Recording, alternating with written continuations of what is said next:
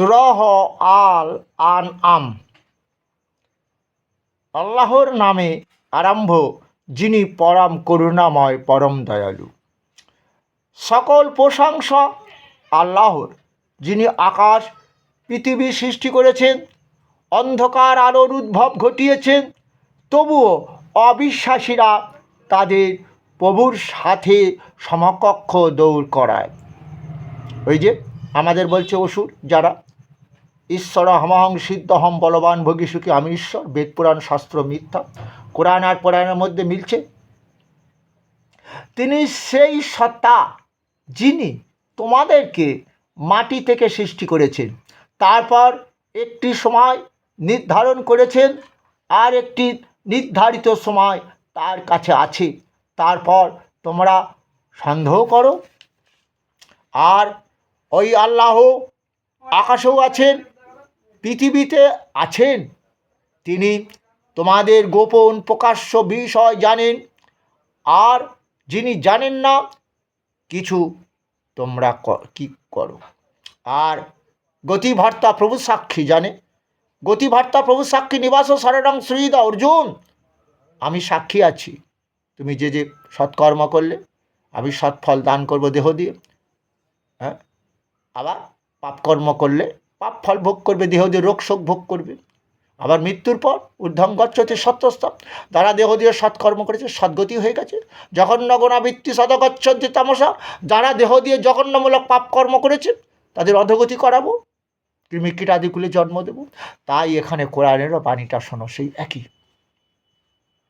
আর যারা সেই আল্লাহের প্রতি বিশ্বাস নেই, আর ওদের প্রভুর নির্দেশ নিদর্শন সময়ের মধ্যে, তাহলে কি? আর ওই আল্লাহ আকাশের আছেন, পৃথিবীতে আছেন, তিনি তোমাদের গোপন প্রকাশ্য বিষয় জানেন।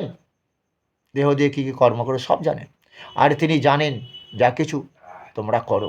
বুঝতে পেরেছ? দেহ দিয়ে সৎকর্ম করো, এটাও তিনি জানছেন। পাপ কর্ম করলো, এটাও তিনি সাক্ষী থাকবেন, পাপের ফল ভোগ করতে হবে। যে কেউ কিডনি ড্যামেজ নিয়ে হয়ে জন্মালো, কেউ অন্ধ খঞ্জ হয়ে জন্মালো, বোঝা যাচ্ছে পাপের শাস্তি। আর ওদের প্রভুর নিদর্শন সময়ের মধ্যে যে নিদর্শনই তাদের কাছে আসে, ওরা তা হাতে বিমুখ হয়। কি? অথবা যে সত্য ওদের কাছে এসেছে তারা তাকে মিথ্যা বলছে, তবে তারা যা নিয়ে উপহাস করত ওদের কাছে অচিরেই তার সংবাদ আসবে। ওরা কি দেখেনি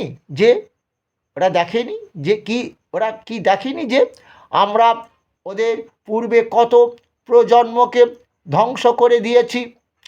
ওদেরকে আমরা এই পৃথিবীতে এমনভাবে প্রতিষ্ঠিত করে দিয়েছিলাম যেমনটি তোমাদেরও করিনি। আর আমরা ওদের উপর আকাশ থেকে প্রচুর বৃষ্টি বর্ষণ করেছিলাম, আমরা নদী প্রবাহিত করেছিলাম নিচে দিয়ে, অথবা ওদের পাপের কারণে ধ্বংস করে দিয়েছি। নদী যদি তলা দিয়ে যায় তাহলে সে আমরা কি পারবো? জলের মধ্যে আর্সেনিক শুনতে পেয়েছে কি? হে অর্জুন, আমি তো সুস্বাদু জল দিয়ে থাকি। এবং ওদের পরে অন্যান্য প্রজন্মকে উঠিয়েছি। হ্যাঁ, দেহ দিয়ে যখন পাপে, ওই যে যদা যদা হি ধর্মস্য গ্লানি ভবতি ভারত অভ্যুত্থানম ধর্মসদাত্মনাং সৃজাম্যহম পরিত্রাণায় সাধুনাং বিনাশায় চ দুষ্কৃতাম ধর্ম সংস্থাপনার্থায় সম্ভবামি যুগে যুগে। অর্জুন, আমার যুদ্ধের প্রয়োজন ছিল না। ওই দুর্যোধনকে বললাম 5টি গ্রাম ভিক্ষা দিতে, আমার জ্ঞানের কথা মানল না। বিনা যুদ্ধে সূচে রাখায় যেটুকু মাটি ধরে দেব না। হ্যাঁ, যারা ভাবছে হ্যাঁ আমার মাটি, আমার বাড়ি, আমার গাড়ি, ও দুর্যোধন তাই ভাবছে তো, যে আমি যেই মালিক এই সারা বিশ্ব ব্রহ্মাণ্ডের, আমি কৃষ্ণ। তো বোঝা গেছে? সূর্যরূপে তাপদান করি তো আমি কৃষ্ণ। হ্যাঁ, আবার শত সমস্মি জাহ্নবী, শতগণের মধ্যে আমি তো গঙ্গা। সারা কোথায় আমার অনেক নাম আছে না, পদ্মা, মেঘনা, নদী, সারা, বুঝতে পেরেছ? কাবেরী, নর্মদা, নাম আছে তো, সবই তো আমারই সৃষ্টি। তাহলে আমার আল্লাহ মালিকও তো এই বিশ্ব ব্রহ্মাণ্ডের সৃষ্টিকর্তা। পালনকর্তা, কিন্তু পাপী লোকের সংখ্যা বেড়ে গেলে তাহলে প্রজন্ম ধ্বংস করা মানে বুঝতে পেরেছো, প্রলয় হয়ে গেছে। আমাদের দাপর যুগে যেমন প্রলয় হয়ে গেল, পৃথিবীতে 8 আনা লোক থাকলো, 8 আনা কুরুক্ষেত্রে যুদ্ধ সব এদিক ওদিক হয়ে মারা গেল। তাহলে আমাদেরও আজকে প্রলয়ের দিন এসে গেছে, মহাপ্রলয়, যেটা বিজ্ঞান দেখাচ্ছে, বুঝতে পারছি। আচ্ছা, বিজ্ঞানও বলছে, তাই বলছে আল্লাহ মালিক। আর আমি যদি তোমার কাছে এমন কিতাব অবতীর্ণ করিতাম যা কাগজের উপর লেখা থাকতো এবং তারা তা নিজের হাতে স্পর্শ করে দেখত, তবুও অবিশ্বাসীরা বলতো এটা প্রকাশ্য জাদু, বই কিছু নয়। তারা এক বলতো তার কাছে কোনো ফেরেশতা দেবদূত পাঠানো হলো না কেন। আর আমি যদি কোনো ফেরেশতাই পাঠাতাম তাহলে ব্যাপারটি তখনই নিষ্পত্তি হয়ে যেত, তাদেরকে কোনো অবকাশ দেওয়া হতো না। আর আমি যদি কোনো ফেরেশতাকে রসুল করে পাঠাতাম তাহলেও তাকে মানুষের আকৃতিতে পাঠাতাম। তাদের সেই সন্দেহ ফেলতাম, যে সন্দেহ এখন তারা ভুগছে। তোমরা পূর্বেও রসুলদেরকে উপহাস করা হয়েছে, পূর্বেও করা হয়েছে, তবে যারা তাদেরকে উপহাস করেছে তাদের উপর সেই জিনিসই কি আপতিত। ও এখানে আপতিত বলতে কি অর্পিত হবে, অর্পিত হচ্ছে প্রিন্টিং ভুল হয়েছে, যা দিয়ে তারা উপহাস করত। বলো তোমরা পৃথিবীতে তাহলে আমরা আমাদের প্রভুর নির্দেশ সমূহ অস্বীকার করতাম না, আমরা বিশ্বাসীদের অন্তর্ভুক্ত হয়ে যেতাম। এখন ওদের সেই সব গোপন কথা প্রকাশ হয়ে পড়েছে যা তারা আগে গোপন করত। আর তাদেরকে যদি আবার পাঠিয়ে দেওয়া হয় তাহলে পুনরায় তারা তাই করবে। তাদেরকে নিষেধ করা হয়েছিল, নিশ্চয়ই তারা মিথ্যাবাদী। তারা বলে জীবন্ত জীবন্ত বাস এই আমাদের সাংসারিক জীবন, আর আমাদের পুনরায় ওঠানো হবে না। আর যদি তুমি তাদের ওই সময় দেখতে, যখন তাদেরকে আপন প্রভুর সামনে দাঁড় করানো হবে, তিনি জিজ্ঞাসা করবেন এটা কি সত্যি নয়, তারা বলবে হ্যাঁ আমাদের প্রভু শপথ এই সত্য। আল্লাহ বলবেন আচ্ছা তাহলে শাস্তির স্বাদ গ্রহণ করো, ওই অস্বীকারের বদলে যা তোমরা করতে। বাস্তবে এরা ক্ষতিগ্রস্ত দ্বারা আল্লাহের সাথে সাক্ষাৎ কে মিথ্যা বলেছিল। অবশেষে যখন তাদের কাছে ওই সময় অকস্মাৎ এসে যাবে তখন তারা বলবে হায় আফসোস, এই ব্যাপারটায় আমরা কিভাবে অবহেলা করেছিলাম। তখন তারা তাদের বোঝা নিজেদের পিঠে বহন করবে। দেখো তারা তো বোঝা বহন করবে, তা কতই না খারাপ, রোগ শোক, বুঝতে পেরেছো, দেহ দিয়ে।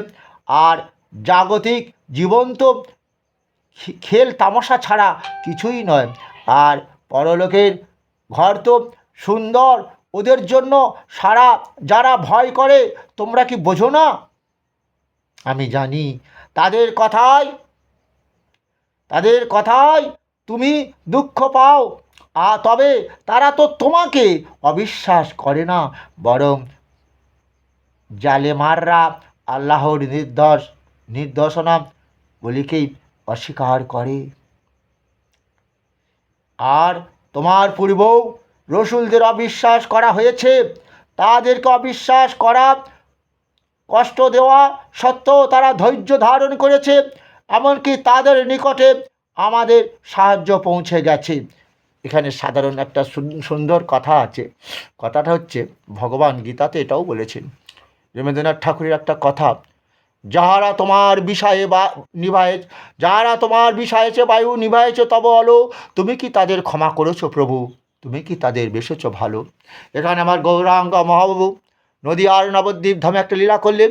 জগন্নাথ অর্থাৎ জগায় মধায় যারা ব্রাহ্মণ পুত্র হয়ে ত্রিসন্ধ্যা গায়ত্রী মন্ত্র জপ করে না, মদ খায়, নারী নির্যাতন করে, চুরি ডাকাতি করে, তাদেরও ভগবান কিন্তু উদ্ধার করেছিল।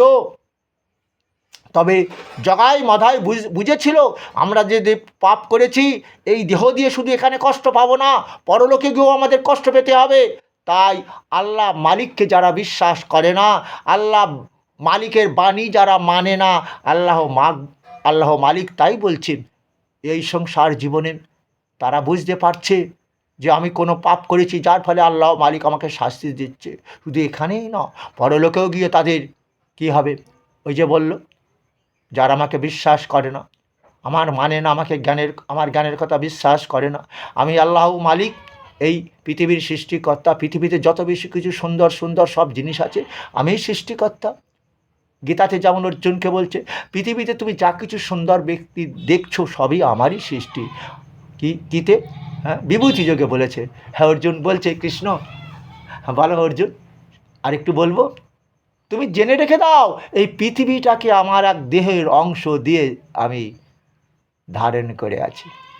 অথবা বহু নৈত না কিং জ্ঞাতন তব অর্জুন বিষ্ট মিষ্ট কৃষ্ণ মা মা কাশেন সিধ জগৎ। হ্যাঁ, আকাশেন। হ্যাঁ, আমার এই দেহটা দিয়ে, আমার দেহের এক অংশ দিয়ে পৃথিবীকে আমি ধারণ করে আছি। হ্যাঁ, শ্লোকটা আবার বলি, অথবা বহু নৈতেন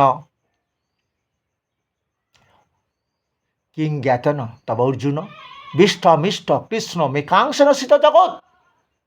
সংস্কৃত ভাষাটা একদম ডেড ল্যাঙ্গুয়েজ করে দিল সরকার। আমার দিদি এটা বোঝে না যে একজন বাবা মা মরে গেলেও ছেলেকে সেই সংস্কৃত বলেই তাকে মন্ত্র বলে উদ্ধার করা হয়। তো মন্ত্র, ওই যে বেদ মন্ত্র না হলে তার আত্মা স্বর্গগতি হবে না। হ্যাঁ, সেটা সংস্কৃত ভাষা, তো ব্রাহ্মণ সংস্কৃত ভাষাতে বলবে তো। কিন্তু জানো, আমিও চিন্তা করি সংস্কৃত ভাষাটাকে ডেড ল্যাঙ্গুয়েজ না করে এটাকে চালু করা হোক, অন্তত মাধ্যমিক অবধি এই সংস্কৃত ভাষাটা রেখে দেওয়া হোক। মাধ্যমিকের পর থেকেই তো আর্টস, সায়েন্স, কমার্স ইত্যাদি ভাগ করা হয়, কে কী নিয়ে পড়বে। তাহলে এটা কেন ডেড ল্যাঙ্গুয়েজ করা হচ্ছে?